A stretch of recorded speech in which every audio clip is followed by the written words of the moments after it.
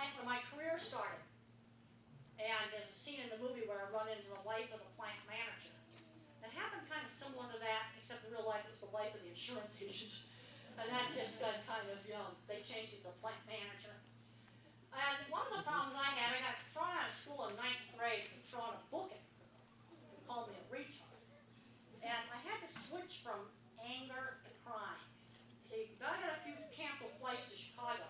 So modulating flights is difficult. But crying is much better tolerated at work than hitting is. And things weren't easy. But I was also very determined. After I got kicked out of that feed yard, I did go right down to the Arizona Farm Ranchman, and I got that press pass, and it showed it really pretty accurately. Okay, how about jobs for visual thinkers like me? Industrial design, that's basically what I do. That's industrial design.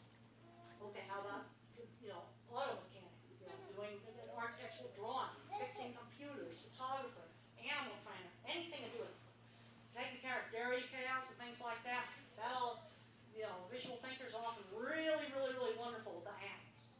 And architect, there's a lot of, great jobs. And how about the mathematicians? They're going to be your computer programmers, your engineers, your statisticians, your IT people like that. And then you have the ones that are the word thinkers. Some of those make really good journalists. They're really good at level of library jobs. They love history. They'd be good special ed teachers. And this sounds kind of weird, but they'd also be good stage actors. Because the thing about being autistic is social skills have to be learned like acting in a play. And you just get better and better and better at acting in a play. Working memory is terrible. I know. If I was a computer, I got a gigantic, huge internet inside my head, but I'm probably at 286 for processor. That's the original PC. I can't remember more than 3 steps, and there's a lot of entry-level jobs and a lot of multitasking. That'd be horrible. Then you have people that are nonverbal. There's a lot of jobs out on the farm that they could do really well. Things like taking care of calves. There's all kinds of things. You gotta look at where is a person's strengths at. I want to talk now about some medical stuff. First of all, I'm sick and tired of the fight in human medicine between so-called natural and organic, natural alternative things, and regular medication. I'm sick of it. You know what? I use both. I take an old tricyclic, and then I said in the other talk, let's say you're on some meds and they're working really well for you. Don't change it to take the latest new thing. If you're stable, and it's something reasonable, don't mess with it. I've seen too many apple carts tipped over, and it's just been a disaster. And then I take acidophilus bifidus for my yeast infections. I take some herbal yeast cleanse stuff. And then I'm doing, if I pretty well got gluten out of my diet, I don't worry about the trace amounts. That's impossible when you travel.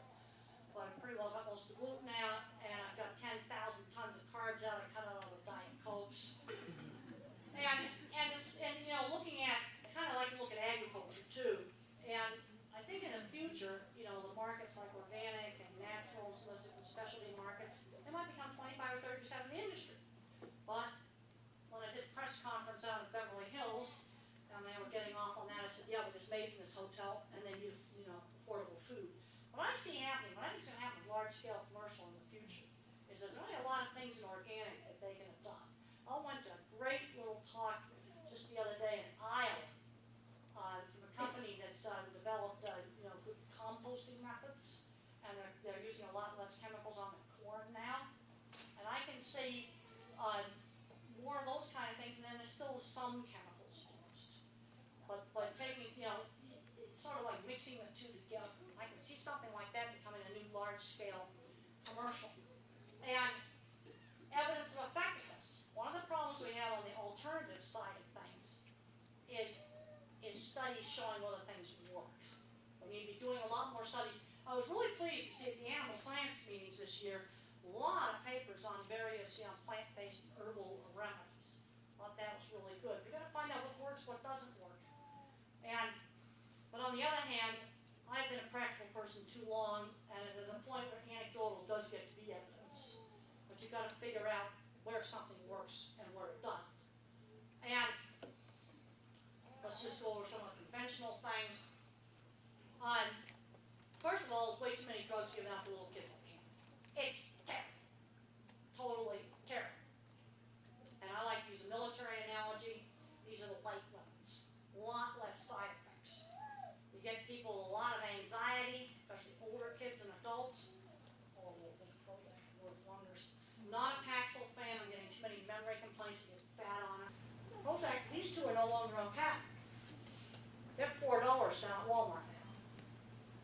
And they're not interested in selling these two that are no longer patented. They're probably two of the best in the bunch. They're the original ones. You see, because when they come up with the other ones, they had to design around all the patents for Prozac and Zoloft, or they would have ended up in court. And they as soon as they're always pushing the new stuff. The new's not always better. I'll tell you right now, some of the new stuff's not all that good. These are the heavy weapons. These drugs were originally developed for schizophrenia, and this is the granddaddy of them all. And where there's one place you use this, there's actually two places you use this. If you have an older kid or adult, especially on the more severe end of the spectrum, they have rage attacks. So many flights into Chicago are canceled, you can't control they can't control the rage. But again, little small doses. Right now, Abilify and Seroquel are the big fad. I've talked to a lot of parents where that's being handed out like candy as a sleep aid. I think that's just disgusting. You can do other things for sleep aids. Don't be using heavy artillery, because the side effects you can get with this stuff is weight gain and prolactin problems, diabetes. You can get shaking when the nervous system is damaged. Sometimes you use heavy artillery. Another thing it works for, let's say you've got an adult, or maybe a teenager, where the sound sensitivity is so bad they cannot tolerate normal environments. There's one case study on the PubMed database where a tiny dose of this stuff, and you only use a quarter of a milligram a day. This is like 1/4 the starter dose. It's a tiny homeopathic dose of risperidone. And that can stop sound sensitivity. But this is a real heavy-duty drug. But I've seen people where the sound sensitivity is so bad, they can't do normal stuff. They couldn't be in this room. They'd be overwhelmed. Okay, the low-dose principle for people on the spectrum applies to these three classes of drugs. Prozac and all its brothers and sisters. Tricyclics, that's the old stuff that I take. And the atypicals. Okay, whatever you're trying, whether you're doing, some herbal thing, you're doing, regular medication, you're doing some homeopathic thing, whatever you're doing, try one thing at a time. So you can figure out what actually works.